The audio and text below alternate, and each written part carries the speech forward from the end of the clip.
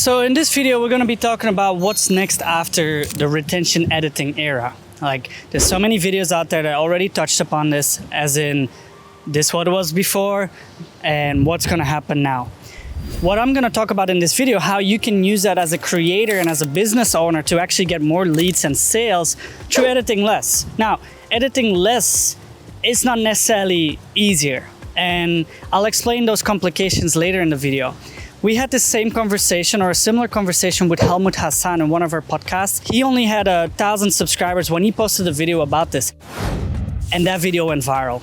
That video went over 100,000 views talking about this exact thing and giving his thought on the over retention editing. Stay tuned if you want to know how you can move forward with less editing and actually create more trust and authenticity towards your audience and to get more subscribers, more views necessarily, but definitely more sales and leads. So for the past several years, we had this style of over editing, or what we call retention editing. Basically flashy cuts, fast-paced editing, like a really obnoxious way of keeping people's attention to the video. The person that actually popularized this was Mr.Beast, so we call it the Mr.Beastification. It wasn't only for entertainment channels, but also just for business and any educational content. Now, I'm not saying that everybody was doing it, but definitely it's been like a style and a meta to do it. So actually the downside of this is that you're actually hiding what you're good at. You're like hiding your expertise by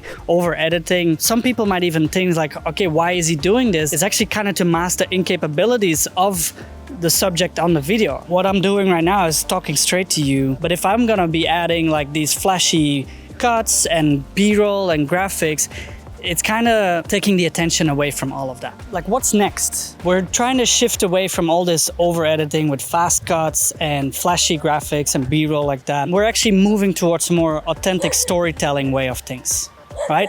As authentic that these bloody hell dogs are here. Let the scene breathe so we can create that connection with the creator or the business owner for that matter. We do still acknowledge that people's attention spans are very short.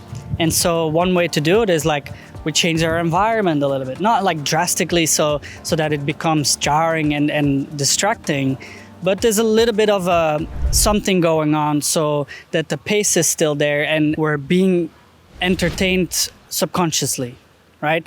But the focus is still on you and me.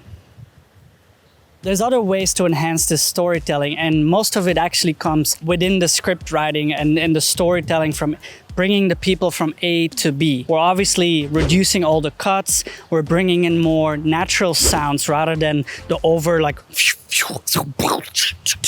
And I know we've been talking about authenticity a lot. The shift from going from over editing towards this slower, authentic storytelling will actually increase the engagement. Now, in my opinion, you might not get as many views. Reason being is because the video is not meant to entertain. And I'm actually really talking towards business owners who are using YouTube as a tool to generate leads, to build trust and authenticity, to become like an authority figure in each niche. So the views will be lesser, but the quality of the views will go up because people get time to actually get to know the person on the video, right? So engagement will go up because they actually want to be part of the story. They want to learn, right? The goal is to bring the average view duration up because that's exactly what YouTube likes. That means from going viral and spreading ourselves thin and sharing our message with people that are not even looking for this message, we're creating this more loyal fan base. Why is this important? Now,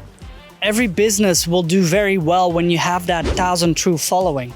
And the way to do that is literally by creating that trust. If you don't really believe me, that's fine, because who am I, right? But even the man himself, Mr.Beast, where this over editing, this retention editing comes from, literally made a Twitter post announcing that he's slowing down his content. Several years ago, his videos were about 10 minutes long, maybe 14 minutes long. And then it started creeping up towards the 20 minutes. Other videos after that became a lot longer.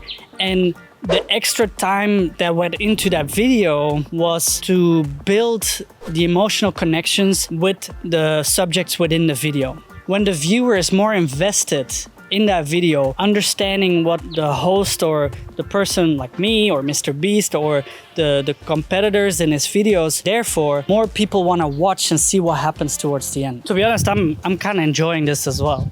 And obviously, because I'm making this video, I'm trying something new to be more authentic. And right now, I'm in a resort trying to find a wedding venue. So that's me trying to connect with you right there. Yeah. Anyway, what does that mean for you? Like, you're hearing me blabber about all of this, but as a business owner owning a channel, how can that change for you? And let me tell you something.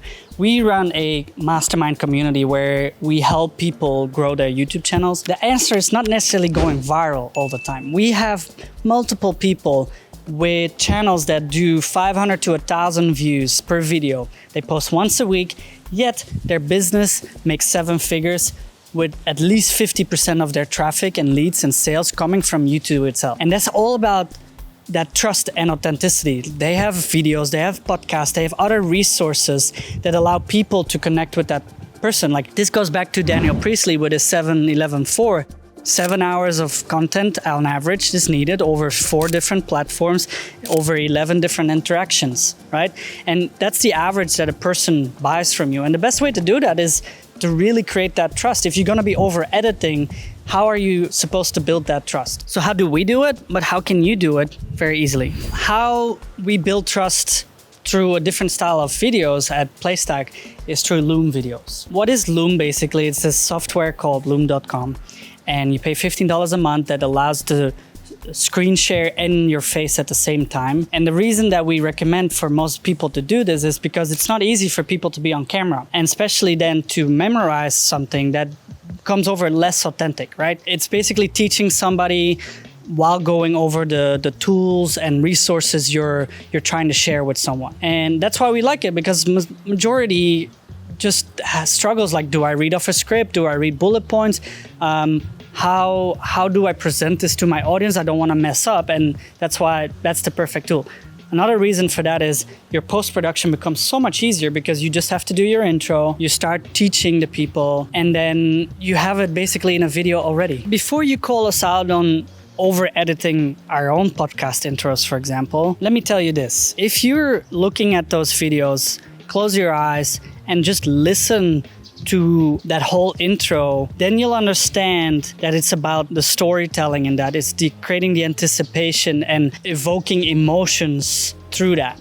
That comes with a little bit of pace of the editing. It's not done to overstimulate someone, but to just get someone excited and invested through emotions in that video. I've been walking around this wedding venue, this resort for a little bit. What do you think? Should we do our wedding here?